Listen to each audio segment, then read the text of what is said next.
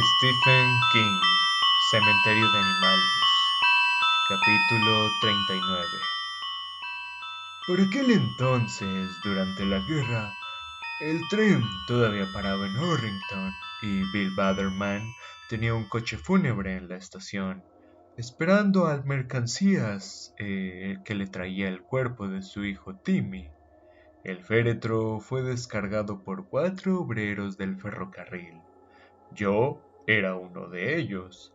En el tren viajaba un soldado de la sección de tumbas y registros, la versión militar de una empresa de pompas fúnebres, Luis, pero ni asomó la cabeza. Estaba borracho en un vagón en el que aún quedaban otros 12 ataúdes. Pusimos a Timmy en un furgón Cadillac, de los que por aquel entonces aún se llamaban rápidos, porque en aquel tiempo la principal preocupación era poner el muerto bajo tierra, antes de que oliera mal. Ahí estaba Bill Butterman con la cara impenetrable y no sé, seca, diría yo. No tenía ni una lágrima. Huey Gerber conducía el tren y dijo que el tipo del ejército llevaba una ruta especial. Dijo Huey que en Limestone, en Presque Isle, habían llegado un montón de ataúdes en avión y desde allí los ataúdes y su acompañante habían emprendido el viaje hacia el sur. El tipo del ejército se acerca a Huey, saca un quinto de whisky de dentro del blusón del uniforme y le dice en un acento sureño: Señor maquinista, hoy llevará usted un tren fantasma, ¿no lo sabía? Huey le dice que no. Pues así es, por lo menos así llamamos en Alabama un tren fúnebre, porque yo soy de ahí, ¿sabe? Y Huey dice que el tío saca una lista del bolsillo y le mira. Empezamos dejando 2 de estos ataúdes en Holton, luego tengo uno para Pasdunkirk, 2 para Bangor y uno para Derry, uno para Ludlow, etc. Me siento como un maldito lechero. ¿No quiere un trago? Huey rehúsa el trago diciendo que la Bangor y Aroostook es muy quisquillosa con los maquinistas a los que les huele el aliento. Y el militar no se lo toma mal, como tampoco Huey le reprocha al otro su borrachera. Hasta se dan la mano. Y emprendieron el viaje, dejando ataúdes con la bandera cada 2 o 3 estaciones. Había unos 18 o 20 en total. Dijo Huey que tenían que llegar hasta Boston, y en todas las estaciones había familias que lloraban. En todas menos en Ludlow. En Ludlow estaba Bill Batterman, que según él parecía que estuviera muerto por dentro y solo esperaba que el alma empezara a olerle mal. Huey me contó después que cuando acabó el viaje fue a despertar al del ejército y juntos recorrieron 15 o 20 bares, y Huey agarró la borrachera más grande de su vida. Después fue a ver una puta o algo que no había hecho nunca, y luego despertó con una gonorrea fenomenal. Dijo que si eso era un tren fantasma, no quería volver a llevar trenes fantasma en lo que restara de vida. El cadáver de Timmy fue depositado en la funeraria Greenspan que estaba frente a la lavandería Franklin. 2 días después fue enterrado en el cementerio de Plainsview, con todos los honores militares. Verás, Luis, la señora Batterman había muerto 10 años antes al tratar de traer al mundo a su segundo hijo, y eso tuvo mucho que ver con lo que ocurrió después. Otro hijo hubiera sido un consuelo, ¿no crees? Otro hijo hubiera hecho comprender al viejo Bill que otros compartían su dolor y le hubiera ayudado a sobreponerse. Creo que en eso tú eres más afortunado, ¿sabes? Porque tienes a tu hija y a tu esposa, y las dos están bien. Según la carta que Bill recibió, el teniente que mandaba el destacamento de su chico, Timmy murió el 15 de julio de 1943 en el avance hacia Roma. Su cadáver fue embarcado 2 días después y llegó a Limestone el 19. Lo cargaron en el tren fantasma de Huey Garber al día siguiente. La mayoría de los soldados que murieron en Europa fueron enterrados en Europa, pero los chicos que volvieron a casa en aquel tren eran casos especiales. Timmy murió al tratar de capturar un nido de ametralladoras y le concedieron la estrella de plata a título póstumo. Timmy fue enterrado el 22 de julio, aunque no podría jurarlo.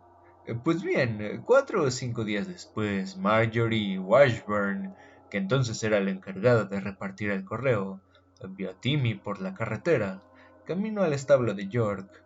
Bueno, Margie por poco se sale de la carretera con el coche y se comprende. La mujer volvió directamente a la oficina de correos. Dejó la cartera con todo el correo todavía dentro encima de la mesa de George Anderson y dijo que se iba a su casa, a meterse en la cama. ¿Qué pasa, Margie? ¿Estás enferma? Le preguntó George. Estás más blanca que un ala de gaviota.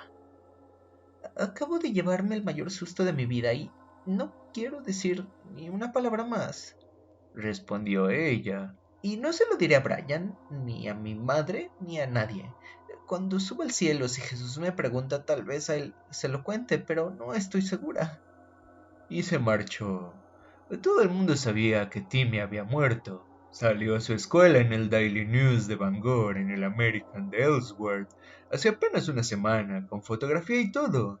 La mitad de la ciudad asistió al funeral. Ahora Margie acababa de verle, andando por la carretera, rondando por la carretera, como dijo al fin George Anderson, pero se lo dijo al cabo de 20 años cuando ella se estaba muriendo y George me dijo que parecía que estaba deseando decirle a alguien lo que había visto aquel día. Dijo George que le dio la impresión de que aquello la obsesionaba, ¿sabes? Dijo Margie que estaba muy pálido y que llevaba unos viejos pantalones de algodón y una camisa de franela descolorida, a pesar de que aquel día debían de estar casi a 40 a la sombra. Dijo Margie que tenía el pelo de punta en la coronilla, como si llevara más de un mes sin peinarse. Sus ojos eran como dos pasas clavadas en la masa de pan. Aquel día vi un fantasma, George, por eso yo me asusté. Yo nunca lo hubiera imaginado, pero ya ves, eso dijo Margie. Bueno, pues se corrió la voz. Pronto otros vieron a Timmy, la señora Stratton, en fin. La llamábamos señora, pero por lo que nosotros sabíamos, tanto podía ser soltera como divorciada, como abandonada. Tenía una casita de 2 habitaciones en el cruce de la carretera de Peterson con la de Hancock y un montón de discos de jazz y a veces, si podías distraer un billetito de $10, te daba una fiestecita. Bueno, ella lo vio desde el porche de su casa y dijo que él fue hasta el borde de la carretera y allí se paró. Dijo ella que Timmy se quedó allí, con los brazos colgando y la barbilla un poco adelantada, como el boxeador que está a punto de caer en la lona, y que a ella el corazón le iba al 100, y que se quedó plantada en el porche sin poderse mover del susto. Luego, él giró en redondo y era como ver a un borracho tratando de dar media vuelta, sacando una pierna y girando el otro pie. Estuvo a punto de caerse, y ella dijo entonces, él la miró, y ella sintió que la fuerza se le iba de las manos y soltó el cesto de la colada, y toda la ropa quedó tirada por el suelo y llena de hollín. Dijo la mujer que los ojos de Timmy eran como dos canicas mates, apagados, Luis. Al verla, sonrió y dijo que ella le habló. Le preguntó si aún tenía los discos y añadió que le gustaría celebrar una fiestecita con ella, tal vez aquella misma noche. Y la señora Stratton se metió en su cama y no salió en una semana, aunque para entonces todo había terminado. Mucha gente vio a Timmy Batterman, la mayoría ya han muerto, uno de ellos la señora Stratton, y otros se fueron a vivir a otro sitio, pero aún quedaban unos cuantos carcamales como yo que podrían contarte el caso si se los pides bien. Le vieron paseándose arriba abajo de la carretera de Peterson, delante de la casa de su padre, 1,5 kilómetros hacia el este y otro 1,5 kilómetros hacia el oeste, arriba y abajo todo el día, y seguramente toda la noche, con la camisa de fuera y la cara descolorida, el pelo revuelto, a veces con la bragueta desabrochada y aquella expresión en la cara. Ah, aquella expresión. Jude hizo una pausa para encender un cigarrillo y Luis intervino entonces, por primera vez, para preguntar: ¿Le viste tú? Jude apagó la cerilla agitándola y miró a Luis a través del humo a su lado, y a pesar de que el relato no podía ser más disparatado, su mirada era sincera. Sí, le vi. Bueno, se han hecho películas y se han contado historias que no sé si serán ciertas acerca de los zombies de Haití. Y las películas no hacen más que caminar como autómatas con la mirada extraviada, muy despacito y bastante patosos. Eso era Timmy Butterman, Luis. Un zombie de película. Pero no exactamente. Había algo más. Por el fondo de sus ojos pasaba algo. Algo que a veces veías y a veces no. Algo en el fondo de sus ojos, Luis, pero no creo que pueda llamarlo pensamiento. No sé cómo llamarlo. Había cierta malicia, eso por un lado. Cuando dijo a la señora Stratton que quería celebrar una fiestecita, allí dentro había algo, pero no creo que fuera pensamiento. Y no creo que tuviera mucho, quizá nada. A ver, como Timmy Butterman era más sincero, como una señal de radio que le llevara de otro sitio. Al mirarle pensabas: o me toque, grito. Eso, sí. Arriba y abajo de la carretera. Ahí estaba siempre. Un día, al volver del trabajo, sería hacia el 30 de julio, encontré aquí a George Anderson, el cartero, sentado en mi porche de atrás, bebiendo té helado con Hannibal Vinson, que entonces era el secretario municipal, y Alan Purrington, el jefe de bomberos. Norma también estaba, pero ella no decía ni una palabra. George no hacía más que frotarse el muñón de la pierna derecha, la que perdió trabajando con el ferrocarril, que con el calor y la humedad le daba muchas molestias, pero aquí estaba, aunque le doliera. Esto ya pasa de la raya, Me dice George. la encargada del reparto no quiere acercarse por Peterson, pero hay más.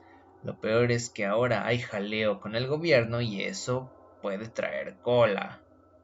¿Jaleo? Pregunté yo. ¿Qué jaleo? Dice Hannibal que le han llamado del Departamento de Guerra.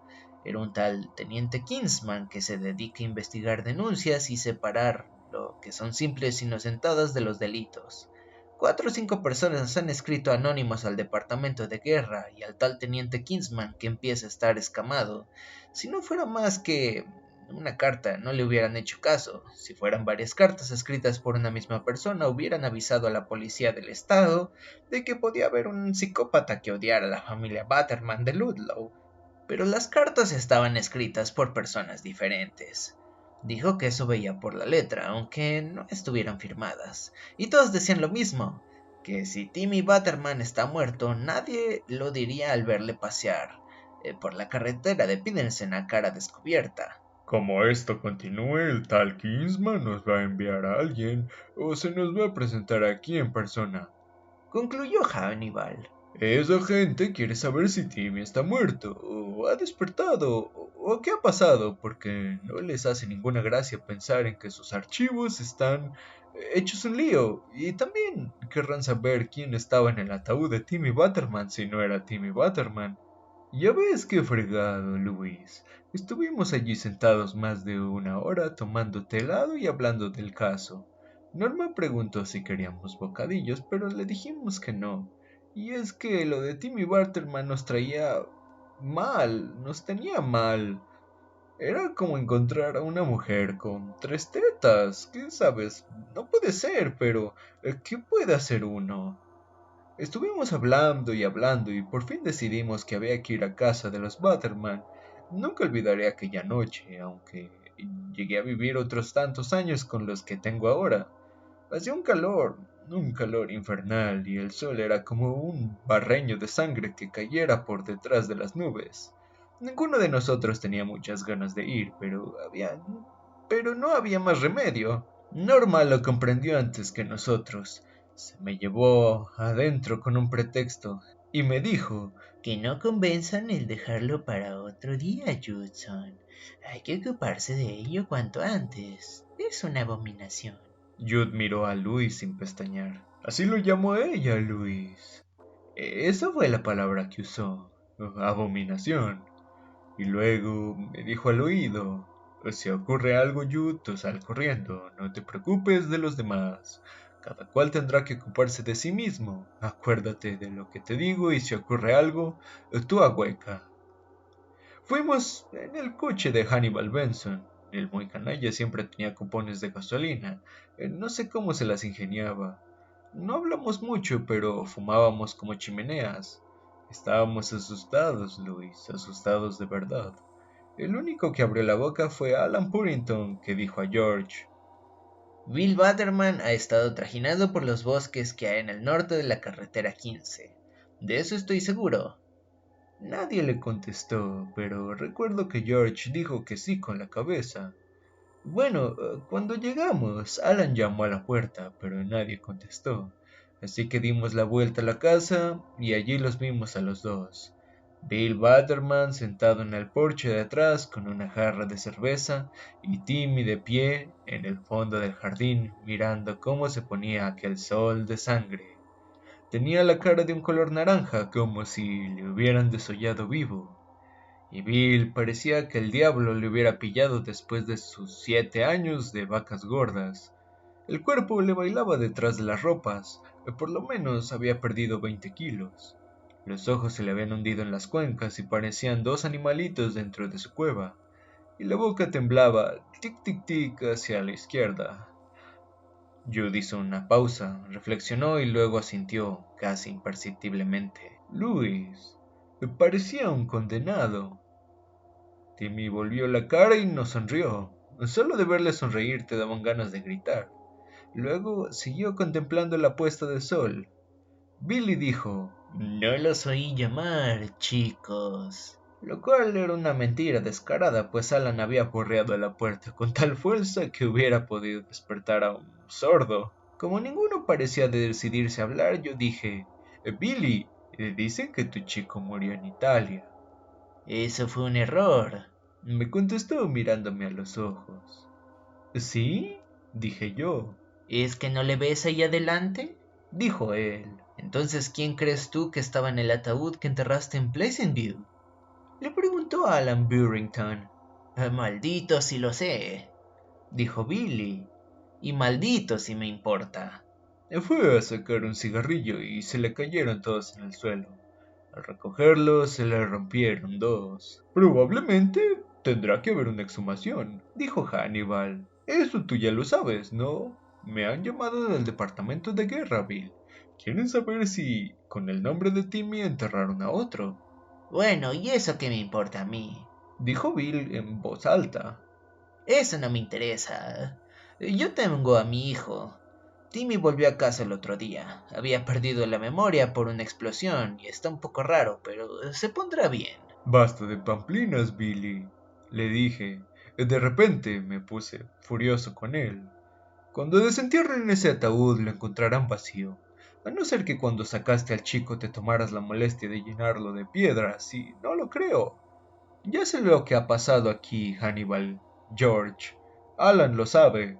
Y tú lo sabes. Has estado trajinando por estos bosques, Bill, y has causado muchos problemas, tanto para ti como para esta ciudad, Ya saben dónde está la puerta, chicos. dijo él. No tengo por qué darles explicaciones ni justificarme ante ustedes. Cuando recibí aquel telegrama fue como si se me hubiera vuelto la vida. La sentí que se me iba del cuerpo como cuando uno se orina piernas abajo. Bueno, ahora ya tengo otra vez a mi chico. Ellos no debieron quitármelo. Un muchacho de 17 años. Era lo único que me quedaba y lo que hice fue perfectamente legal. Con que a la mierda el ejército, a la mierda el departamento de guerra y a la mierda Estados Unidos de América. A la mierda ustedes, chicos. Ahora ha vuelto y se pondrá bien. Es todo lo que tengo que decir. Ya pueden irse por donde han venido. Y la boca le hacía tic tic tic. Tenía la frente empapada de sudor. Entonces me di cuenta de que se había vuelto loco. A mí también me hubiera vuelto loco al vivir con aquello. Luis estaba mareado. Demasiada cerveza en tan poco tiempo. Pronto tendría que echarla. El peso que sentía en el estómago le decía que no tardaría mucho. Bueno, podíamos hacer más. Cuando nos íbamos, Hannibal dijo, Bill, que Dios te ayude. Y Bill contestó, Dios nunca me ha ayudado, y yo me he ayudado a mí mismo. Fue entonces cuando Timmy se acercó a nosotros. Hasta andaba mal, Luis. Andaba como un viejo. Levantaba un pie y lo bajaba. Luego lo arrastraba un poco. Entonces levantaba el otro. Era como ver andar un cangrejo. Y llevaba los brazos colgando. Cuando se acercó vimos que tenía unas marcas rojas que le cruzaban la cara en diagonal, como granos o quemaduras, seguramente las señales de la ametralladora alemana. Casi debió volarle la cabeza. Olía a tumba, era un olor a podrido como si todo lo que tenía dentro estuviera corrompiéndose. Vi que Alan Purrington se tapaba la nariz con la mano. El olor era espantoso, y esperaba uno verle andar los gusanos entre el pelo. Calla, Dijo Luis con una voz ronca. Ya he oído suficiente. No, dijo Jude. Todavía no. Hablaba con voz grave y cansada. Todavía no. No puedo explicarte el horror. Nadie que estuviera allí podría haberse dado una idea de lo que era. Estaba muerto, Luis, pero al mismo tiempo vivía. Y sabía muchas cosas. muchas cosas. Luis inclinó el cuerpo hacia adelante. Ajá. Se quedó mirando a Alan durante mucho rato, como si sonriera. Bueno, por lo menos enseñando los dientes, y en una voz muy baja apenas te llegaba como si estuviera bajo tierra, las cuerdas vocales. Él dijo, Purrington, tu mujer se acuesta con el dueño de la tienda donde trabaja. ¿Qué te parece? Y da gritos de gusto. ¿Qué dices a esto? Alan dio un respingo. Se veía que aquello le había herido de verdad. Ahora está en un asilo de Gardner. O estaba. Debe de andar cerca de los 90. Entonces tenía alrededor de 40 y la gente murmuraba de su segunda mujer. Era una prima lejana que había venido a vivir con Alan y su primera mujer poco antes de la guerra. Luego Lucy murió y al año y medio Alan se casó con la chica. Lorraine se llamaba. Cuando se casaron no tendría arriba de 24 años, pero había dado que hablar. Los hombres decían que era una muchacha un poco libre y despreocupada, pero las mujeres decían que era una golfa. Y quizá el propio Alan hubiera tenido sus dudas, pero entonces gritó: Cállate, cállate o te parto la boca, seas lo que seas. Shh, Timmy, dijo Bill, con peor aspecto que nunca, como si estuviera a punto de vomitar o desmayarse, o las dos cosas. Shh, Timmy. Pero Timmy no le hizo caso. Entonces miró a George Anderson y le dijo: Ese nieto del que estás tan orgulloso solo espera que te mueras, viejo. Lo único que quiere es el dinero que él cree que guardas en la caja del banco de Bangor. Por eso está tan cariñoso contigo, pero a espaldas tuyas se burla de ti, lo mismo que su hermana. Viejo patapalo, así te llaman. Eso dijo Timmy y Luis. Entonces le cambió la voz. Se hizo burlona y sonaba como si el que hablase fuera el nieto de George. Viejo patapalo, dijo Timmy. ¿Y cómo rabiarán y se cagarán en ti cuando descubran que eres más pobre que las ratas, porque perdiste todo en 1938? ¿Cómo se cagarán, George? Entonces George dio un paso atrás y se le dobló la pierna. Se cayó de espaldas en el porche de Bill, tirándole la jarra de cerveza. Estaba tan blanco como tu camiseta, Luis. Bill lo levantó como buenamente pudo, mientras gritaba a su hijo: ¡Basta, Timmy! ¡Basta! Pero Timmy no le hacía caso. Dijo algo malo de Hannibal y también de mí. Y entonces estaba frenético. Sí, estaba rabioso y daba gritos, y nosotros empezamos a andar hacia atrás, luego a correr, arrastrando a George al que se le habían torcido las correas de la pierna, y la tenía dando vueltas al revés, con el zapato hacia atrás. La última vez que vi a Timmy Baderman estaba en el jardín de atrás, al lado del tendedero, con la cara roja a la luz del último sol de la tarde, y aquellas señales y el pelo erizado lleno de polvo. Se reía y chillaba una y otra vez. El patapalo, el cornudo, el puñetero. Adiós, señores, adiós, adiós. Y se reía, pero en realidad lo que hacía era chillar. Algo dentro de él chillaba y chillaba. Jude se detuvo, jadeando. Jude, dijo Luis, lo que Timmy Butterman dijo de ti, ¿era verdad? Era verdad, murmuró Jude. Caray, era verdad. De vez en cuando yo iba a un prostíbulo de Bangor. No es cosa que no hayan hecho muchos hombres, aunque supongo que tampoco faltan los que no se apartan del camino correcto. De vez en cuando me entraba el deseo, o quizás el impulso de hacerlo, o quizás el impulso de hacerlo con una desconocida, o de pagar para que me hicieran lo que uno no se atreve a pedirle a su esposa. Al hombre también le gusta cultivar su jardín, Luis. No era tan terrible lo que hacía, y no he vuelto desde hace 8 o 9 años. Y Norma no me hubiera abandonado de haberse enterado, pero algo hubiera muerto dentro de ella, algo dulce y precioso. Yo tenía los ojos irritados, hinchados y lagañosos. Las lágrimas de los viejos son muy poco hermosas, pensó Luis. Pero cuando Jude buscó a tientas la mano de Luis, éste se la estrechó firmemente. Solo nos dijo lo malo, continuó al cabo de un momento. Solo lo malo. Bien sabe Dios que hay muchas cosas malas en la vida de todo hombre. 2 o 3 días después, la esposa de Alan Purrington se fue de Ludlow para siempre, y los que la vieron antes de que se subiera al tren decían que llevaba 2 buenos cardenales y el trasero forrado de algodón. Alan no quiso decir ni una palabra del asunto. George murió en 1950, y si dejó algo a sus nietos yo no me enteré. Hannibal fue cesado del cargo por alego del parecido a aquello de lo de Timmy Butterman le había acusado.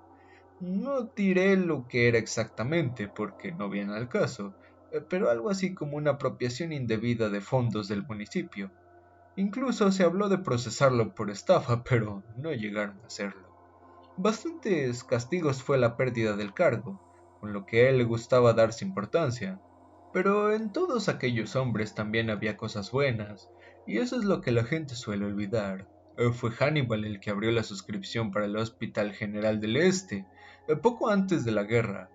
Alan Purrington era uno de los hombres más desinteresados y generosos que he conocido, y el viejo George Anderson no quería más que seguir siendo toda la vida el jefe de correos, y aquel ser solo hablaba de lo malo.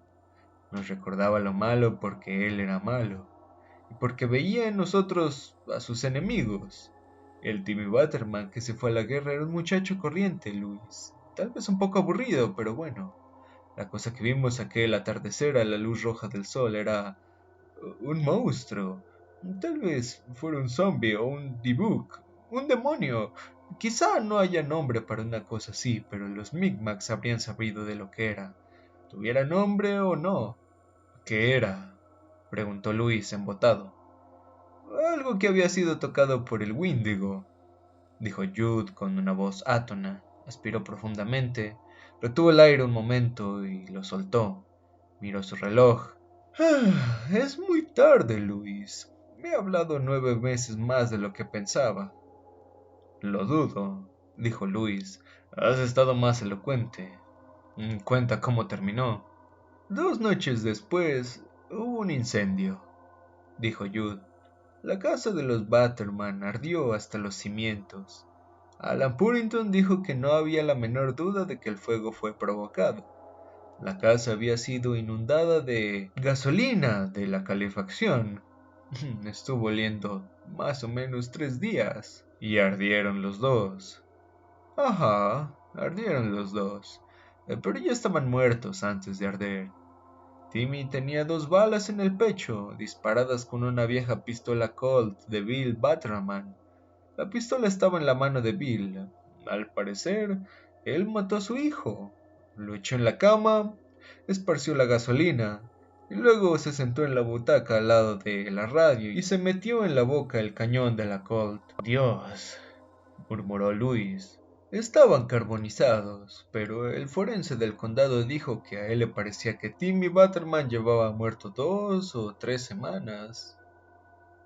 silencio y el tic-tac del reloj. Jude se puso de pie.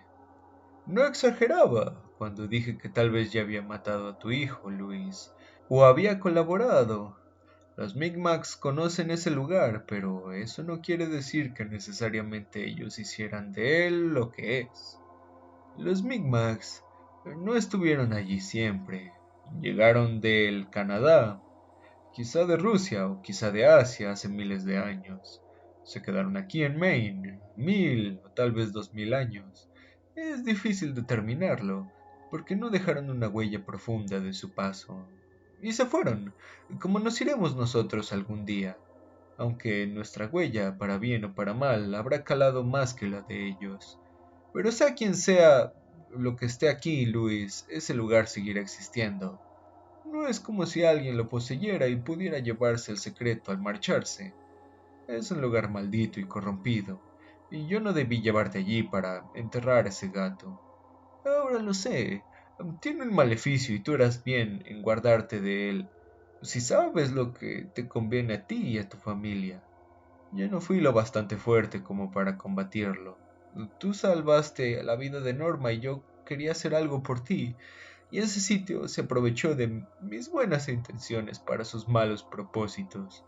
Ese poder, creo que tiene fases como la luna.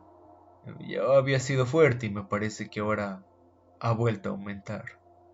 Temo que se haya servido de mí para atacarte a través de tu hijo. ¿Comprendes lo que te quiero decir? Sus ojos suplicaban. Imagino que quieres decir que ese lugar sabía que Gage iba a morir, dijo Luis. No, quiero decir que ese lugar hizo morir a Gage porque yo te revelé su poder. Quiero decir que con mis buenas intenciones yo asesiné a tu hijo, Luis. No lo creo, dijo Luis al fin con una voz insegura. No lo creía, no quería, no podía creerlo. Oprimió fuerte la mano de Jude. Mañana enterraremos a Gage, en Bangor. Y en Bangor se quedará. No pienso volver al cementerio de animales, ni al otro sitio. Promételo, dijo Jude roncamente. Promételo. Te lo prometo, dijo Luis, pero en el fondo de su mente subsistía una especulación, como un leve destello que no acababa de apagarse. Capítulo 40. Pero no ocurrió ninguna de estas cosas.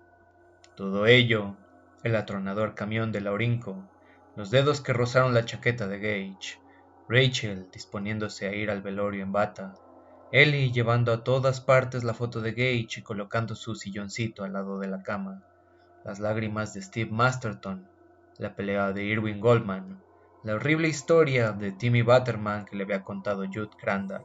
Todo existió solo en el cerebro de Louis Creed durante los pocos segundos que estuvo persiguiendo a su hijo que reía a carcajadas, al borde de la carretera. Detrás de él, Rachel volvió a gritar: Gage, ven aquí, no corras. Pero Louis no malgastó el aliento, iba a faltarle muy poco. Muy poco. Bueno, una de aquellas cosas sí pasó. Por la carretera, Luis oía zumbar un camión y dentro de su cabeza se conectó un circuito de memoria y oyó a Jude Crandall decir a Rachel el día en que llegaron a Ludlow: Ten mucho cuidado de esa carretera, señor Creed. Es peligrosa para los niños y los animalitos. Ahora Gage corría por la suave pendiente del jardín que bajaba hasta el borde de la carretera, moviendo vigorosamente sus piernas rollizas, y no tenía más remedio que caerse, pero no. Seguía avanzando y el camión ya se oía muy cerca, con aquel ronquido grave que Luis oía a veces desde la cama al quedarse dormido. Entonces era un sonido reconfortante, pero ahora le aterrorizaba. Oh, Dios mío, Jesús mío, haz que pueda alcanzarle antes de que llegue a la carretera. Luis dio un impulso final a su carrera y saltó hacia adelante, paralelo al suelo, como un jugador de rugby placando al adversario. Debajo de él, su sombra se deslizó sobre la hierba, y entonces recordó la cometa, el buitre que proyectaba su sombra por todo el campo de la señora Vinton, y en el instante en que Gage salía de la carretera, los dedos de Luis rozaron la espalda de la chaqueta y la agarraron. Tiró de Gage hacia atrás el tiempo que aterrizaba sobre la franja de seguridad de la carretera. Dio con la cara en el áspero bordillo y empezó a sangrarle la nariz, pero donde más le dolió fue en los testículos. Oh, de haber sabido que tendría que jugar rugby me habría puesto las defensas.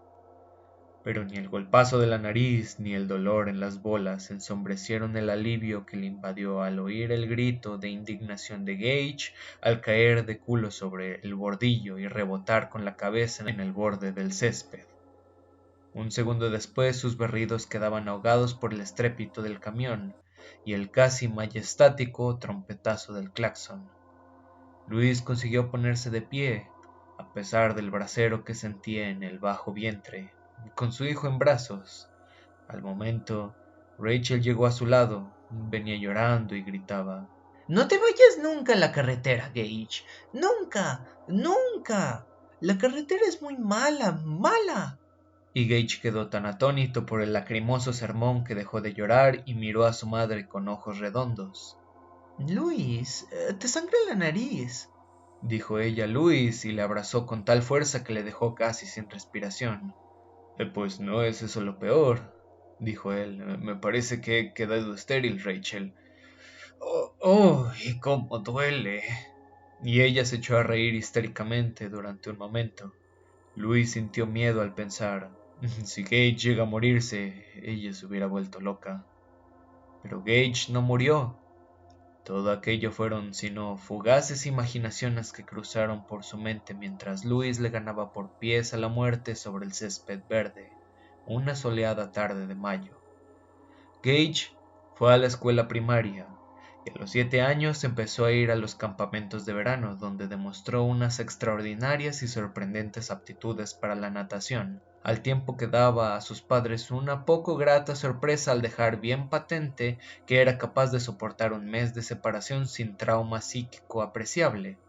A los 10 años ya pasaba los veranos completos en el campamento de Aguagam, de Raymond, y a los 11 conquistó 2 cintas azules y una roja en los campeonatos de natación de los 4 campamentos que cerraron el programa de actividades del verano.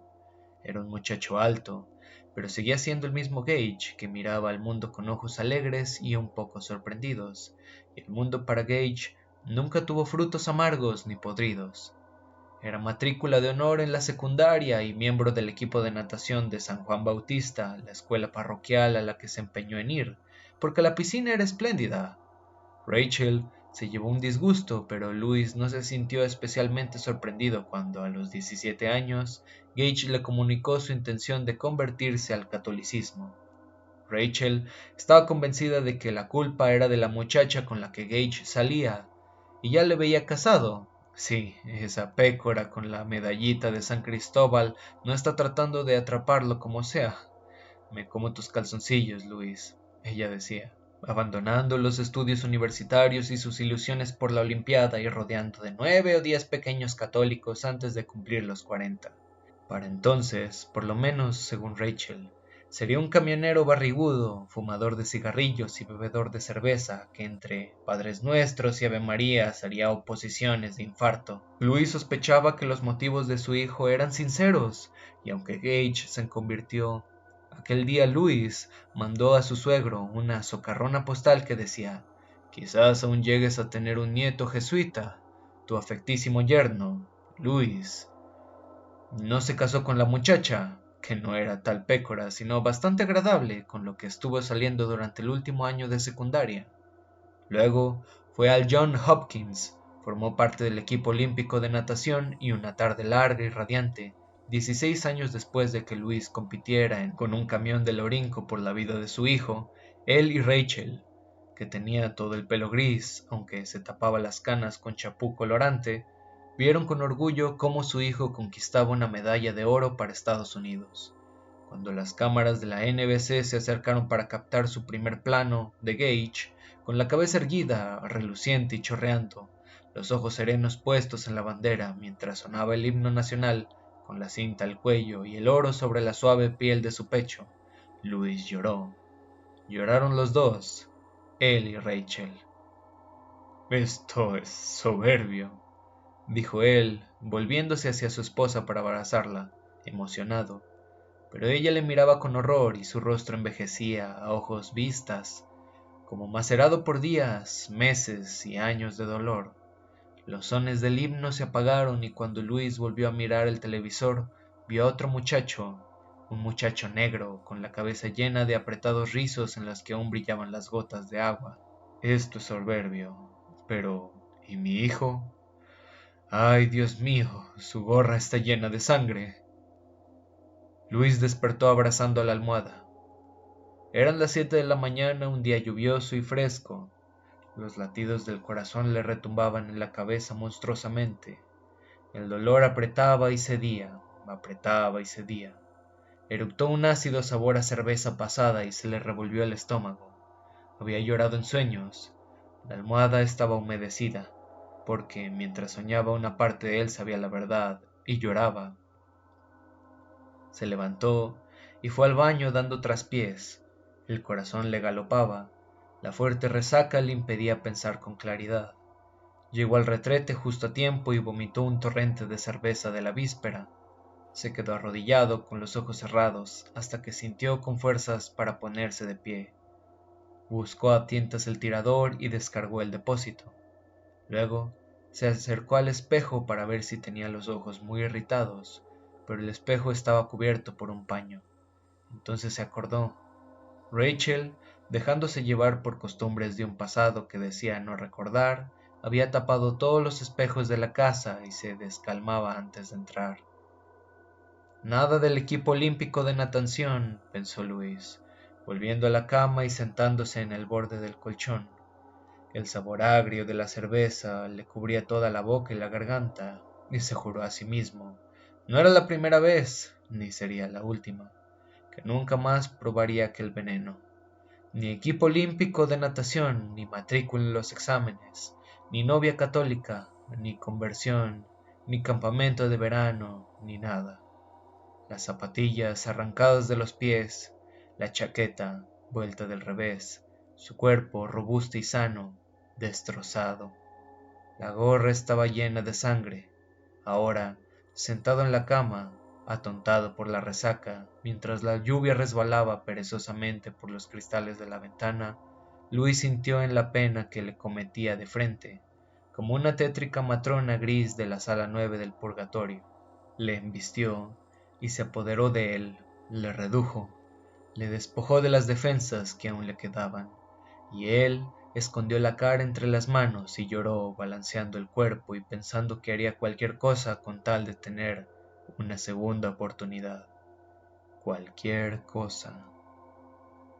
Comparte el video si te gustó con algún amigo o conocido. Suscríbete y dale a la campanita para estar informado de nuevos relatos. Síguenos en nuestras redes sociales, en Twitter como @MysteriousTale y en Instagram como @MrMysteriousTellATale.